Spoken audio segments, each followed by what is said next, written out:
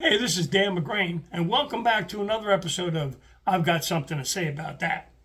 Today, I'm going to talk to you a little bit about Tesla and a huge market, myself included in that market, that Tesla is for older people. Now, let me just explain. Naturally, older people can buy Teslas. That's really not the issue. The issue is nobody really talks a lot about that. I'm an older person. I travel a lot. I go see my grandkids. I work. I use my car. I do all of those things. So it's very important to me that I pay attention and that I don't get hurt or hurt somebody else. So the big market, in my opinion, that's being not ignored but not properly addressed is the Tesla vehicle with full self-driving. As expensive as it may be, if you've got a little money, how much does it cost to stay safe or see your grandkids? It's priceless. So here's what I'm saying.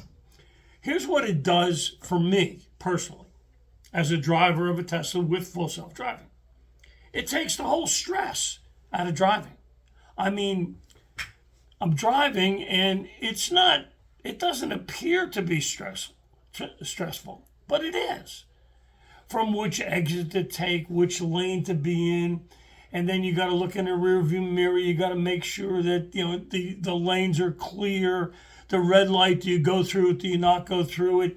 You stopped at a red light. You're either doing something. You look up, somebody's beeping the horn. Tesla, you don't have to worry about any of that stuff. You don't have to worry about not paying attention, foot off the brake. You're rolling into the guy in front of you. No big deal. But then you stop traffic. You do all this stuff. It's stressful. Okay? The key item for the Tesla for an older person like myself is the ease that it takes exits and gets you in lane changes to take exits. Not just any exit, but the correct exit. And let me explain to you. On the directions, I have challenged my Tesla directions on numerous occasions. I am 0 for 5. Every single time that I've challenged it, I've been wrong. And here's how I'm wrong. The directions that I put into the Tesla, it takes into consideration accidents, traffic problems, any of that stuff, and it will route you accordingly. So it's going to route me to a place that I want to go to, but I've never driven that way before. Why? I need to go the right way. I go the right way, traffic accident. Now I'm stuck in traffic for 45 minutes, when if I would have went the other way, I would have avoided it. Anyway, so that's what we got. The other thing is that as you go to make a left-hand turn out of your development or into what they call unprotected left turn, I got to be able to look one way. I got to be able to look the other. The older you get, the harder it is, and the more you got to really work to do that. The Tesla full self-driving takes that out of you. I still do that, but I rely way more on the car and its artificial intelligence than I do myself, which is older intelligence. The other thing that's really important for me personally is the entertainment spectacular that I have in a Tesla. And this is not only any song that I choose. First of all, the entertainment system, I just tell it what to play and it plays it. I mean, stop. I come up and I think of a song and I got it stuck in my head. I say, hey, play I Got the Blues. And all of a sudden it comes on. And so you got Spotify, you got podcasts, you got audio books.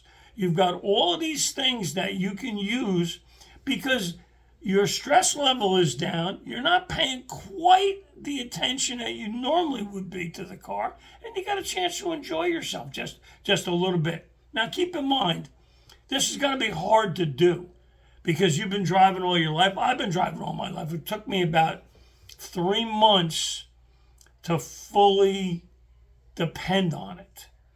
I would get off and exit, say, and it wouldn't get off exactly. It would go a little faster than I would, so now I got to take it out. And finally, I realized that, hey, this thing has got it. I don't anymore, but the car has.